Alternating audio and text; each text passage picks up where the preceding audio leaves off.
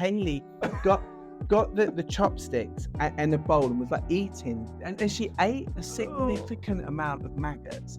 I think went outside and was sick, but she was like, and she was there. She was entertaining the crowd, like a couple of hundred young people. She was loving it, and all these maggots, she was eating all these maggots. Hello and welcome to the How I Failed in Business podcast. In this show, we want to share with you all the trials, the tribulations, the mistakes, the mishaps that every business owner, entrepreneur, and professional goes through. We want to learn from everyone else's mistakes.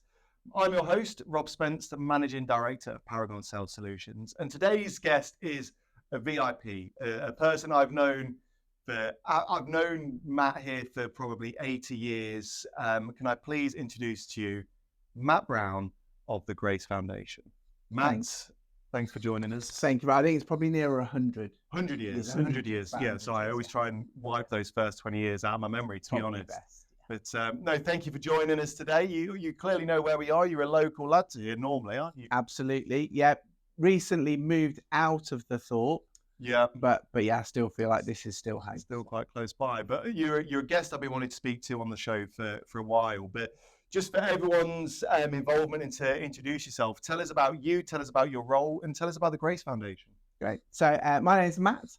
I am training and development specialist at the Grace Foundation. And basically our whole mission is to transform the lives of young people through holistic education. That is what drives us. That is what we're passionate about. We want to see young people's lives transformed through our education system. And the way we do that is we put ethos teams into local schools. So an ethos team is an ethos leader, a youth worker, and a family support worker. And we work alongside the school in partnership with the school to help develop students' character and values, to build healthy relationships, and to understand Christian perspectives. And there are kind of our three main themes that we're looking to do. We have 12 partner schools, mainly in the West Midlands and across Northamptonshire and Milton Keynes. But as you rightly said, Rob, I'm a Leicester lad. I'm passionate about Leicester. And so I've just been given the opportunity to think about how we can take what we already do in the West Midlands and across Milton Keynes and do it in Leicester. And so that's what I'm currently doing. It's exciting. It's an exciting time. We've identified a multi-academy trust to work with. We've identified a school to work with, and now we're just in the process of raising that all-important finance so we can make it happen. Amazing. So that sounds really well rehearsed. It sounds like you've said just that once or twice. Off the cuff. Off the cuff. You only had the job today, didn't you? But no, that all sounds exciting, and we'll make sure at the end of the video we'll leave you contact details, because I'm sure there's many viewers out there that has been inspired by what you said and want to help out. So right, we'd love to hear from anyone who's interested. And look, very generous people out there, I'm sure they will. But obviously you've had an illustrious, career. You've been around for a long time. After the coal mines, tell us what your career was thereafter. Tell us a little bit. How did you get to the role you're in now then? Okay, so I always imagined, I went to catering college at 16, and my dream was to own my own restaurant. That was what I wanted. Honestly, I've known you for so long. I didn't even know that. Wow. That was my dream. But I went and did a gap year working with young people just north of King's Cross in London. And that was it. I was hooked. And I kind of thought from that moment on, I was like, this is what I want to do. I want to impact the lives of young people. So we were, my wife and I worked in London for a few years with like some really like challenging estate young people. It was the most amazing 3 years. Came back up to Leicester because that's home for both of us, and wanted to keep doing some of the same stuff. So we worked for a number of different organisations, and in 2006 set up our own charity called Reality Youth Project, which is still going, and we worked with 25 members of staff across multiple communities and churches and schools. And you did lots of brilliant fundraising for us, including falling off your bike and breaking your collarbone. I mean, just to make clear for the audience, the challenge wasn't to fall off. No, and get in. That wasn't the idea. You're supposed to stay on the bike and reach the final destination. You did reach the final destination, but with a broken collarbone. I think it was Basildon, wasn't it? Basildon Hospital, I think, ended up in. I think it was. But, yeah. We bought you home. But how much money did that extra... A lot.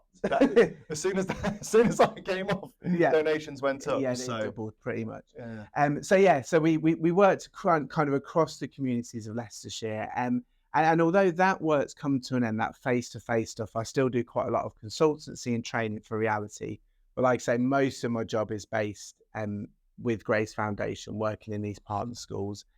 And I think kind of when you look at both the organisations, we're both about transformation. That's what we're both keen on. So I've always been in youth work from the age of kind of 18. My aim is to be the oldest youth worker in the business. Because although So you're about there then. yeah, I'm almost there. And although I don't do a lot of face-to-face stuff now, it's more about equipping, enabling, empowering other people, because there are so many more people who are younger than me, cooler than me, better than me. So my job is to train, equip, and empower them to transform a generation. Absolutely. It's been great from my side, and I don't want to blow smoke. It's been great to see from my side you continue that mission for so long, for you, the viewer. Maybe this is probably another podcast we could talk hours about. We met when I was, 11 or 12, potentially. Very young. Yeah. You said earlier when you were young and chubby, I think is the words that you said earlier. Something like that. Words to those effects, and you had a massive impact on my life, and it's great to see you continue that and sort of feed that into the next youth worker of the next generation, I guess. So you've had a great career, done some incredible things, but I want to talk about some of the mistakes, the mishaps, and the failings that you've had, Matt, because I don't know about you, but everywhere we look on social media, there's everything on socials and in the PR world. It's I'm this, I'm that, I'm so amazing, this has happened, which is fantastic, it's great. But every entrepreneur, every business owner, every leader of any variety has had some failings, some errors, and that's what this podcast is all about. So Matt, you've told me before you've got some great stories to share. So hit us with it. Have you ever failed in business? Absolutely not. Never. No. So I was about to say, cut. End it now. And so there are so many things I could tell you. Lots of kind of boring things about sending emails to the wrong person, copying the wrong person in. I remember when emails weren't even a thing. Like that's how long I've been around. But they're all kind of a little bit boring for me. So, for me, and I feel like, Simon Mayo's Confessions. Yes. Remember cultural reference. Yeah. So he still goes on Greatest Hits Radio. Okay. The joy of my life. Find it. You're not found it. But he still does his confessions. And I feel like this is a story that there are certain people. I've never told this to certain people. Is this a? But is anyone watching this? I hope at least my mum will be watching later on, if that's all okay. Yeah. But not. But is this an exclusive? It's a little bit of an exclusive. Okay. 1 or 2 people know this, but basically, we used to run a big youth event in Council called Innovate. Innovate, I remember. And it basically, we kind of took over the church and made it into a nightclub, effectively. We had like drama, we had dance, we had bands, we had crazy games. It was a little bit like Ant and Deck Saturday Night Takeaway before Ant and Deck Saturday Night. So you invented Saturday Night Takeaway? I made Ant and Deck. Right, you heard it here first. And so we just played loads of crazy games, loads of participation. And I remember there was one time where we decided, again, before Bush Tucker trials were a thing, to do something similar. So did you invent Bush Tucker trials as well? Okay, yeah. And Strictly Come Dancing. You invented that. But we had this crazy game, and we thought, why don't we eat really disgusting things? Okay. That's cool, right? Yeah. Make the kids laugh. So instead of getting the kids to eat disgusting things, I was like, that's too much. Yeah. I got my youth team to eat disgusting things. So maggots, crickets, that kind of thing. So really high caliber. It was high stuff.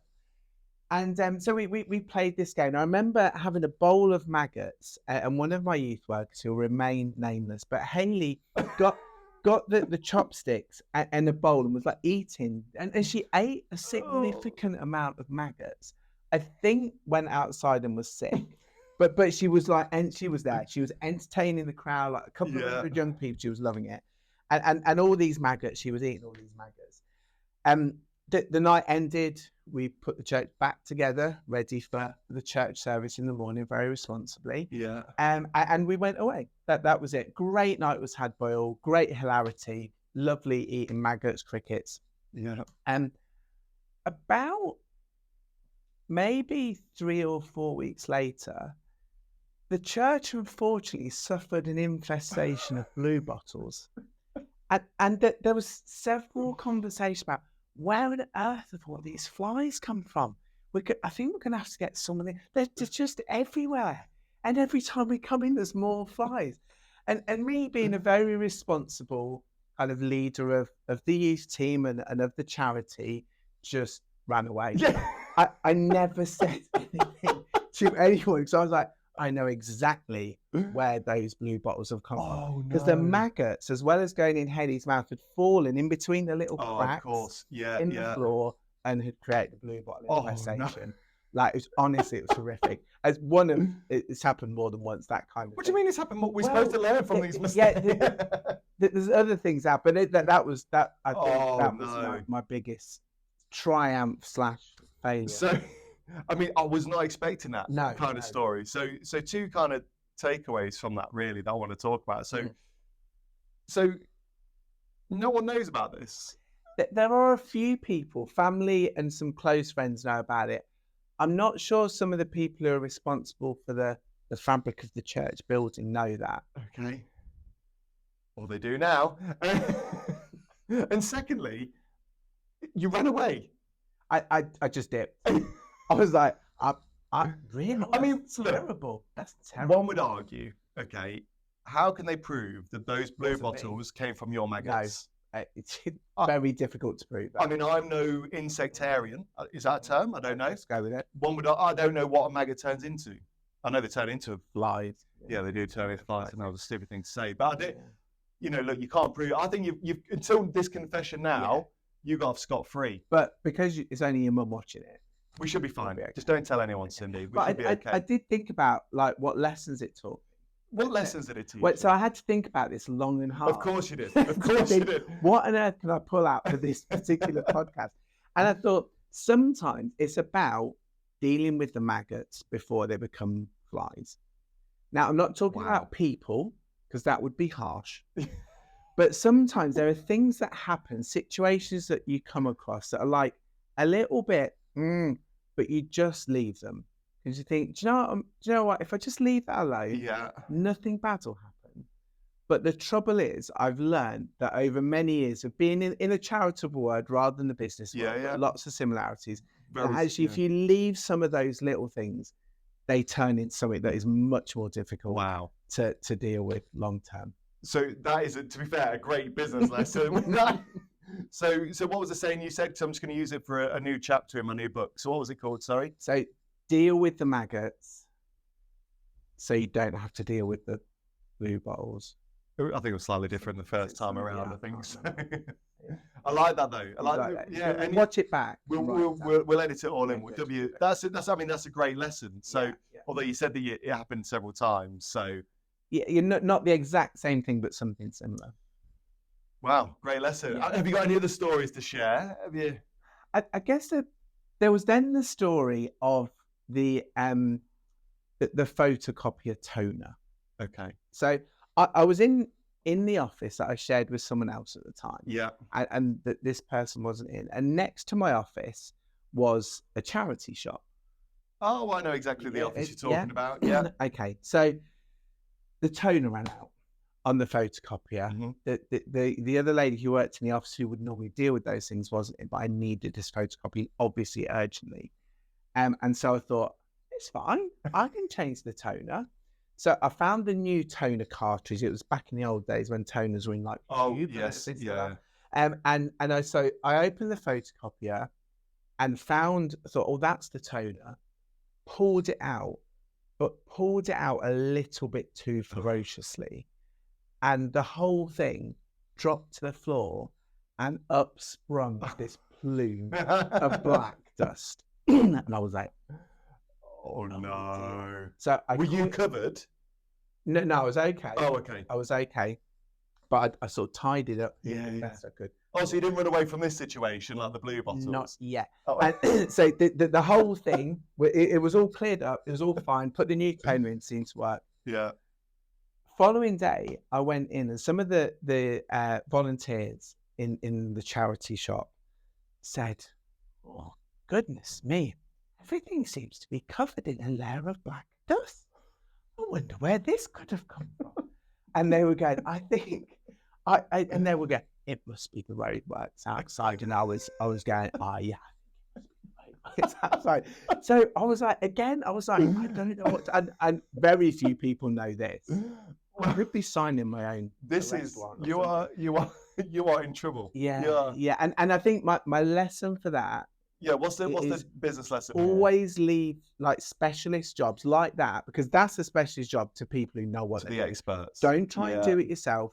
Leave it to someone. Don't try and produce a podcast like this don't do it yourself. Leave it to producer Molly. Producer Molly, you listen to this. Yeah. Always leave it to producer Molly. Yeah. But, so what we've learned so far, Matt, right? So this is great, and this is doing really well for your reputation. Yeah, I think so. We shouldn't let you run bush tucker trials in any facility, No. whether it's a church facility or Just don't do it. And then secondly, don't trust you to change ink cartridges. No, and I have to say, my role in Grace, I've done neither of those two things. You've learned from your mistakes. I've learned from my mistakes. There So we if go. people were thinking at the start of this podcast, I'm going to get in touch with Matt because I'm interested in what he's saying, and then have gone, no way. Well, I've learnt my lessons. Please do get in touch. one would argue that because you are so good at what you do and you've invested so much time and effort in being a great youth worker and a great youth leader, you've not had time to practice how to change ink cartridges or how to sweep up maggots. No. So, like, you're not a generalist, you're a specialist. Yes, so thank you. I'm now going to spin this and back you up a Thank little you bit. very much. But I appreciate that. Molly, do we have time for another story, or do we need to wrap up here? All good. We're all okay. But have we got what stories did I write down earlier? Let's have a little look at There's two on here. Definitely, I don't think we can discuss these with you. Are they inappropriate? Very inappropriate. No, one is very inappropriate. One should not have happened. One is a mistake that I make. I'm going to tell you, this is a story of mine, the ice cream meeting. Actually worked in my favour. Now, of course, for you, viewer, we do want to hear your stories as well. You can always remain anonymous. If you've had any mishaps, any failings, any dilemmas, have you ever released, an insect infestation upon a facility? Have you ever exploded an ink cartridge in an office and just ran away and just, shrugged your shoulders and didn't even bother to talk about it? Please do let us know. Send in an email to howifailedinbusiness@gmail.com. That's howifailedinbusiness@gmail.com. Or send us a message somewhere on this platform. So I'm going to tell you my ice cream meeting story. Good. Okay, so it's probably nowhere near anything like yours, and actually turns out to be a great sales story. So when I first set up the business, which is now nearly 6 years ago, can you believe? Wow. Obviously very young. I was younger than I am now, hungry, full of desire, wanted to really impress. And I, very active on LinkedIn. And at the time, yeah, I don't know if you've ever seen. Yeah, I've got 2 followers, so it's growing. Yeah, I'm one of them. thanks. And the other one's my mum. Yeah, Very active on LinkedIn. And at the time, one of my clients was an ice cream brand, really lovely ice cream. That's why I put on so much weight at the time, because I ate all the profits. And I remember putting a post out on LinkedIn now pretty much about the ice cream. And there was different conversations going on underneath the post. And one gentleman in particular commented on someone else's comment. Okay. Now, I read that comment. What his comment was fantastic. Would love to catch up. Haven't seen you in a while. Pop into the offices on Thursday. Okay.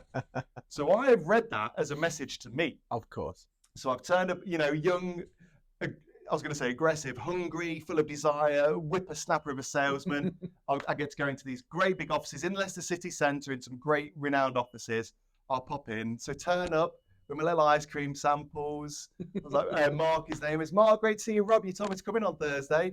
And the look of blood loss on his face. Put simply, what happened was he was commenting on my post to someone else. Yeah. To say, Jenny, I've not seen you in a while. Pop into the offices on Thursday. I've misunderstood what is going on. And I've just turned up. Luckily, Mark found the whole situation hilarious. He had some ice cream samples from me. We're still good mates to this day. Did you get a sale? No. No. But no, I didn't. But we're still good friends, and that, in my opinion, sometimes friendship is more important than a sale there and then. Have you ever had any mishaps where you've turned up at the wrong office or the wrong person? Yeah, I think I'm directionally challenged. I do have a little bit of a problem with directions. Oh, okay. So I have turned up somewhere and my sat nav has taken me there, and I've turned up and gone, not the right place. No. Fortunately, they've always been fairly close to each other. Oh, but okay. I do struggle with my directions from time to time. Oh, but when you started off with the directionally challenge, I thought you meant height-wise. No, I mean that also. Oh, okay. That's yeah, fine. but I'm over that, or at least I was. Well, you can't go any far under it, can you? So, really, to be fair. Before I start hurling more abuse at you, I apologise. Look, I'd love for the viewers today to reach out to you, to connect with you. Yeah. I think what you're doing within the Grace Foundation is fantastic.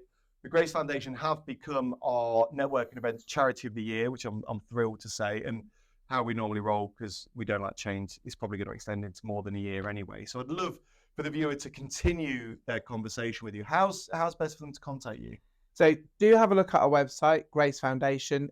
Google it, TikTok it, depending what generation you're in. That was two extremes there, Google or TikTok. There was nothing in between.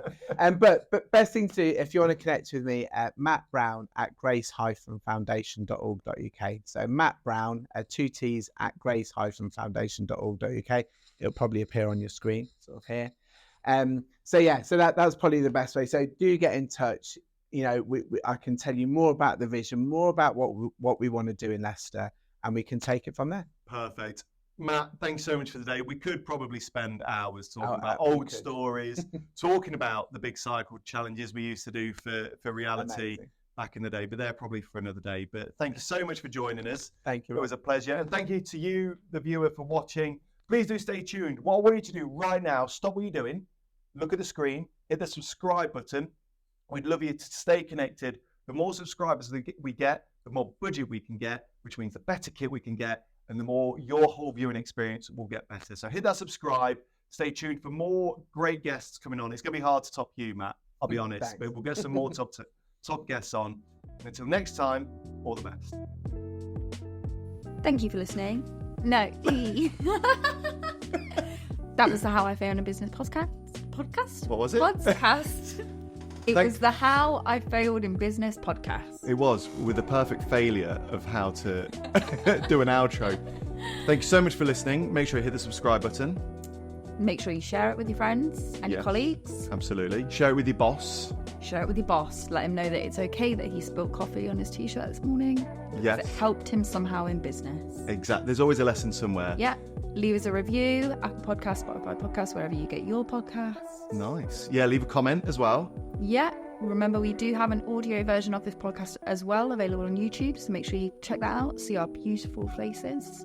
Well, my beautiful face. Okay. And that rounds us out. Thank you for listening, and make sure you grab the next one.